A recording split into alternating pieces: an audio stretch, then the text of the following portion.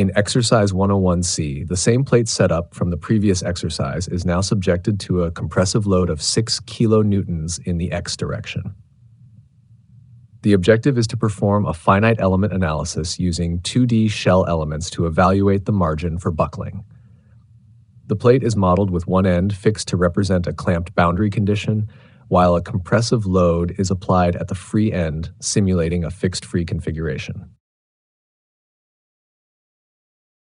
The steps in performing the FE analysis are shown here. The first three steps of geometry, generating the mesh, and assigning material and element properties are the same as those already covered in exercise 101A, so will not be repeated here. Focus in this video is specifically on the buckling analysis in steps 4 to 6. This step demonstrates how to set up a buckling step. The step type is changed to buckle step, and the number of buckling factors is set to 4, meaning the software will calculate the first 4 buckling modes. Other boundary conditions of fixed and load application are same as shown earlier in exercise 101A. In this step, a compressive load is applied to the plate by creating a concentrated force at the reference point, which is connected to the loaded face of the plate via a rigid body constraint. Although the actual problem specifies a compressive load of 6 kilonewtons, only 1 newton is applied in the finite element model. This is intentional and acceptable for a linear buckling analysis where the results are expressed in terms of buckling factor. The buckling factor represents how many times the applied load, in this case 1 newton, needs to be scaled up to reach the critical buckling load. Therefore, the choice of 1 newton acts as a unit load and simplifies post-processing, allowing us to easily calculate the actual buckling capacity of the structure by multiplying the buckling factor with this reference load. After defining the load, the setup is complete and the model is ready to proceed to step 5, where the analysis is run to extract the buckling modes. Running the analysis is similar to exercise 101A. After running the buckling analysis, the software provides multiple buckling modes along with their corresponding buckling factors. Go to the results section and navigate to buckling factor under history outputs. This will display the calculated buckling factors in the table.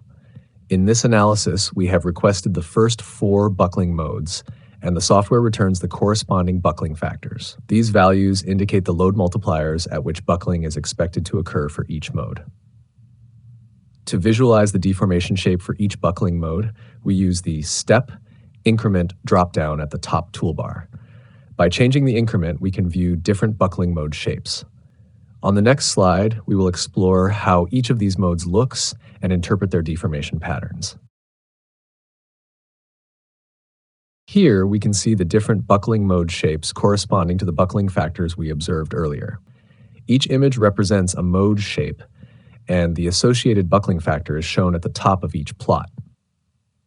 The exaggerated mode shapes help us understand how the structure is likely to deform when buckling occurs at the respective load multiplier.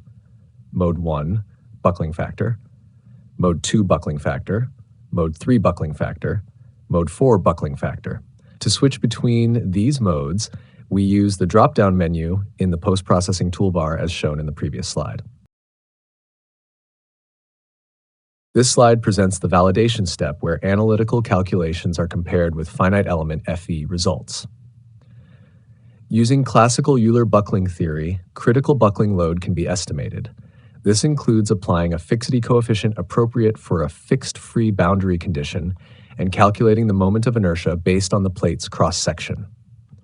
The resulting allowable buckling load is found to be 1,628 newtons. Since this is significantly lower than the applied compressive load of 6,000 newtons, the reserve factor, an indication of how close the structure is to failure, is just 0.271. On the other hand, the FE analysis is conducted using a buckling simulation setup, and the first buckling mode yields a buckling factor of approximately 1,666.8 newtons. This result is very close to the hand-calculated value, indicating a strong correlation between the theoretical and numerical methods.